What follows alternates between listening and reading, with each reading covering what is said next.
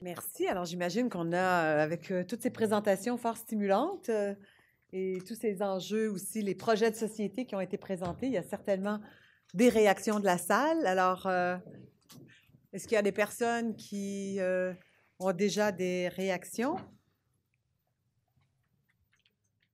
Monsieur qui allait texter, justement, qui allait texter sa conjointe pour lui dire que... Ah bon! Ça m'inquiète. Ben, je reviendrai. En fait, je ne sais pas si. Oui, allez-y. Excellent. Très bien. Très bien. Moi, j'avais deux choses dont je voulais parler. Micro, oui. Excusez-moi. On parlait beaucoup tout à l'heure du poids des mots, on en a parlé toute la journée. Et j'écoutais l'intervention, je ne me rappelais plus de votre nom. Ariane. Oui, Ariane. Puis elle parlait, tu sais, on se sent coupable de déléguer. Mais on se sent coupable de déléguer peut-être parce qu'on délègue. On garde la responsabilité à quelque part. On ne devrait pas penser qu'on délègue parce que c'est comme si inconsciemment on gardait la responsabilité. Moi, ça m'a flashé. Puis j'avais une question plus pointue. On a parlé ce matin d'une politique cadre. Puis là, j'ai vu quand on est arrivé, on avait des petits pamphlets de la Coalition pour la conciliation travail-famille qui demande une loi cadre. Puis moi, je ne sais pas si quelqu'un peut... Moi, dans ma tête, c'est pas du tout la même chose. Une politique cadre, ça peut, pas toujours, mais ça peut s'apparenter à des vœux pieux. Puis une loi cadre, ça peut être beaucoup plus formel, avec des exigences qui s'apparenteraient un peu à la loi sur l'équité salariale, où il y a une obligation de l'employeur de rencontrer ses employés pour discuter avec eux puis mettre en place des mesures. Je me demandais juste, on ne l'a pas beaucoup effleuré, mais avec tout ce qu'on a parlé aujourd'hui, puis la nécessité de sensibiliser l'employeur, j'aurais voulu vous entendre, si possible, là-dessus. Merci. Alors, je ne sais pas si il y a des personnes qui veulent s'exprimer là-dessus ici ou si elles ne sont pas. Oui. En fait, je n'ai pas besoin de micro. Est-ce que vous m'entendez? Ben, pour l'enregistrement, quand même, vidéo, c'est mieux. Oui? Oui. Ça marche? OK. Donc, en fait, mes travaux n'ont pas du tout porté sur comment vous avez dit ça, c'est pas une loi cadre, je pense que c'est une norme.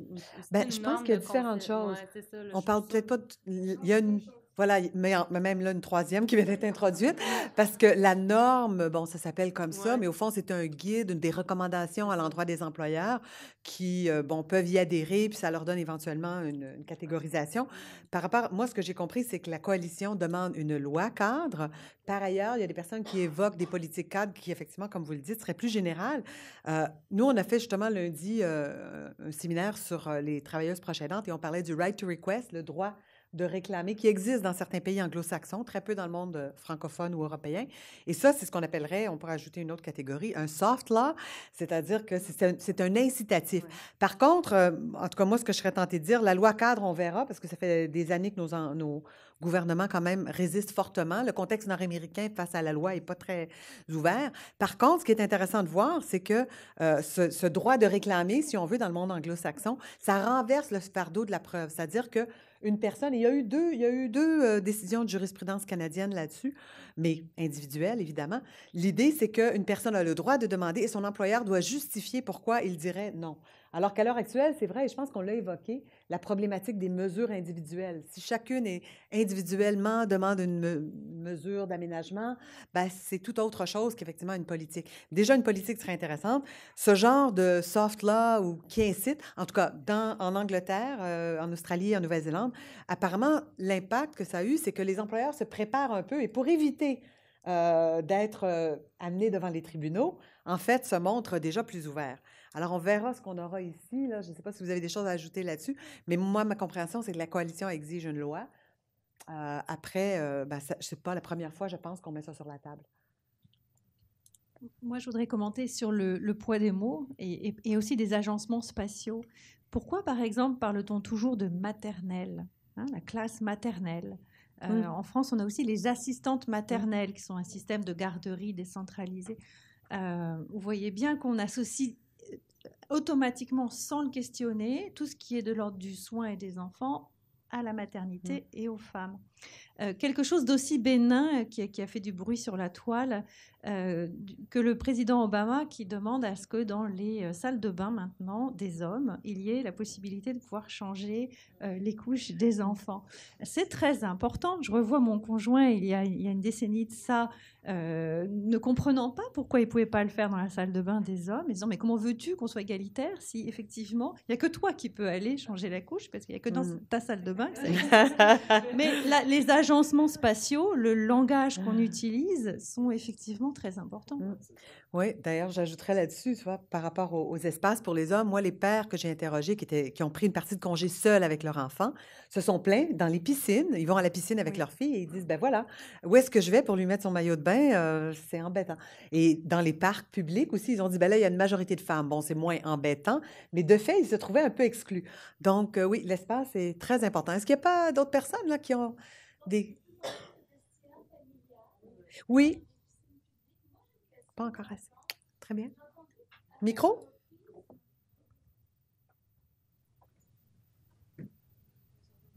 Bonjour. J'ai entendu à quelques reprises des études qui évoquaient des résultats de recherche qui allant jusqu'à moins de 16 ans. Qu'est-ce qui arrive avec nos chers adolescents à 16 ans qui, les parents passent plusieurs nuits blanches, qui sont préoccupés pour toutes sortes de situations? J'en ai pas entendu parler beaucoup aujourd'hui. C'est vrai, je ne sais pas si les gens veulent commenter, mais de fait, les recherches montrent que lorsque les enfants sont jeunes, mais dans un cas type, la moyenne, c'est plus difficile quand lorsqu'ils ont... Mais bon, un enfant handicapé, un enfant qui présente des difficultés ou juste un ado, effectivement, peut présenter des difficultés. Est-ce que vous voulez commenter là-dessus? Bien, en fait, dans les travaux, dans l'étude que j'ai présentée, je ne faisais pas la distinction, je faisais la distinction avec les enfants d'âge préscolaire. Puis là, on a vu que ça avait vraiment un impact significatif quand les enfants étaient d'âge préscolaire. Mais il y avait un coefficient qui était non significatif pour les hommes quand les enfants étaient plus vieux que 6 ans. C'est sûr que ce n'est pas l'adolescence, c'est sûr que... Mais les hommes qui ont des adolescents étaient dans cette catégorie-là et eux étaient pas significativement, mais leur probabilité d'être satisfaits de leur équilibre emploi-famille était inférieure à ceux des hommes qui n'avaient pas d'enfants. Donc, qu'est-ce que ça veut dire? Honnêtement, je ne sais pas trop, mais est-ce que ça pourrait pas être la possibilité que, étant donné qu'après 6 ans, puis plus tard dans l'adolescence, le père peut être plus impliqué parce qu'il y a moins de soins au niveau de la mère, des petits-enfants qui sont plus dépendants de la mère? Je ne sais pas. Mais honnêtement, mes travaux n'ont pas porté sur cette question-là, fait que j'ai de la difficulté à répondre un petit peu à la question au niveau des adolescents. C'est certain que... Simplement mentionner que, tu sais, dans les propositions que je faisais ou dans le regard que j'avais sur les tâches domestiques, le partage des tâches domestiques, j'ai essayé, peut-être semi-réussi, à décloisonner les tâches domestiques, le soin aux enfants seulement avec nos propres enfants et d'âge préscolaire ou même de la petite enfance, l'âge primaire. Je pense qu'une vraie politique qui pense à la conciliation emploi-travail ou à l'articulation emploi-famille, doit pas prendre en considération simplement l'âge de l'enfant.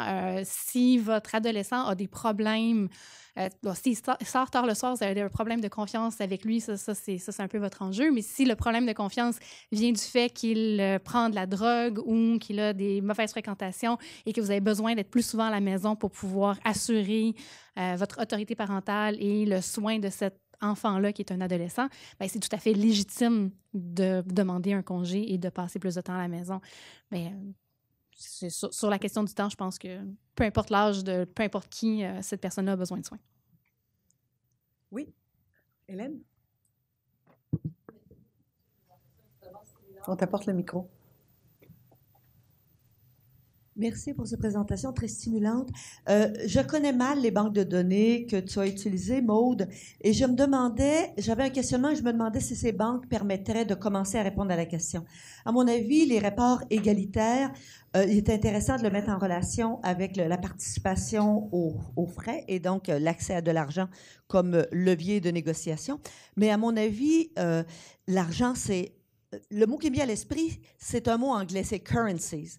Alors, l'argent, c'est une dimension importante pour apprécier la flexibilité et le pouvoir dans un ménage, mais le temps libre ou le temps discrétionnaire, c'en est une autre. Est-ce qu'on a des banques de données qui nous permettent d'explorer le rôle de l'un et de l'autre, d'une part, et d'autre part, dans ta présentation, tu semblais suggérer que la définition que les femmes faisaient de l'égalité, c'était je partage également les frais du ménage, et ça, c'est ma définition de l'égalité. Or, typiquement, les femmes gagnent moins que leurs conjoints. Par conséquent, est-ce qu'elles ne se mettent pas en situation d'inégalité? Et comment le justifieraient-elles? Parce qu'à mon avis, en équité, si je gagne un tiers de mon conjoint, je ne devrais pas contribuer un tiers des frais, une demi des frais du ménage, je devrais contribuer un tiers. Oui.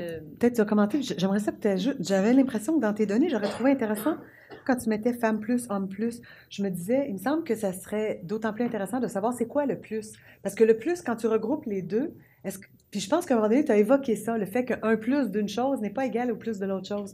Donc peut-être en lien aussi. En fait, ce sont des questions très intéressantes. L'enquête que moi j'ai utilisé le cycle 25 de l'enquête sociale générale. Et dans cette enquête-là, on n'a pas de données sur l'emploi du temps et sur les loisirs de chacun, le temps libre de chacun. Par contre, au début, j'ai eu un gros questionnement sur est-ce que je devrais utiliser les données sur l'enquête de 2010, l'enquête sociale générale sur l'emploi du temps. Qui, elle, m'aurait permis de regarder vraiment le temps des femmes sur les tâches domestiques, de vraiment départager les loisirs, qui a le plus de loisirs. Puis d'ailleurs, à l'ISQ, en fait, c'est surtout Claudine Lacroix et j'étais deuxième auteur, on avait regardé cette enquête-là et là, on pouvait montrer que les hommes avaient plus de temps pour les loisirs, par exemple. Ils passaient plus de temps au niveau de l'emploi, de la profession et moins de temps dans la famille. Par contre, ce qu'il n'y avait pas dans cette enquête-là, qui, moi, m'intéressait beaucoup, c'est le partage des dépenses. Donc là, avec ma directrice, j'ai comme eu une discussion sur qu'est-ce qu'on fait avec ça. Hein? On ne peut pas tout faire quand on utilise des données secondaires.